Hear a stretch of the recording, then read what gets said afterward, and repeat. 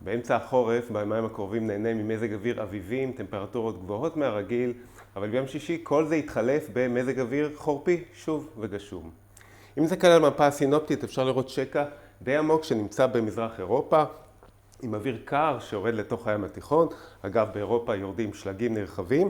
בחלק הקדמי שלו, בקדמתו, מגיע אוויר חם מדרום, והוא יגרום ביומיים הקרובים כאמור למזג אוויר חם מהרגיל.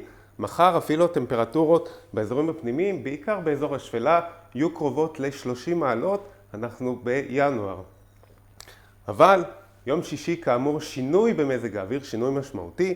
במהלך הבוקר יתחילו לרדת גשמים מהצפון ועד צפון הנגב, גשמים אפילו חזקים, מלווים בסופות רעמים. ביום שישי שימו לב גם רוחות חזקות, כדאי להיזהר בחלק מהמקומות, אפילו משאבי הרוח יתקרבו ל-100 קילומטרים לשעה. סכנת שיטפונות, בעיקר באזור מדבר יהודה וים המלח, והים מסוכן יכול לעבור אפילו את ה5 מטרים. זה במהלך היום, אפשר לראות במפת הגשם את תפרוסת הגשם.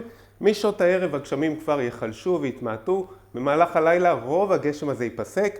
בשבת רוב הגשם מאחורינו, עדיין קריר, פה ושם גשם קל, אבל זה כבר לא כמו ביום שישי. אז התשקיף לימים הקרובים, כאמור בימים הקרובים מזג אוויר נאה, טמפרטורות גבוהות מהרגיל לעונה.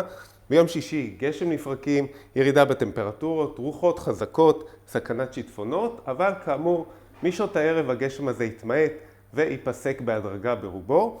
שבת קרירה, פה ושם גשם מקומי ברובו קל, בצפון כנראה קצת יותר.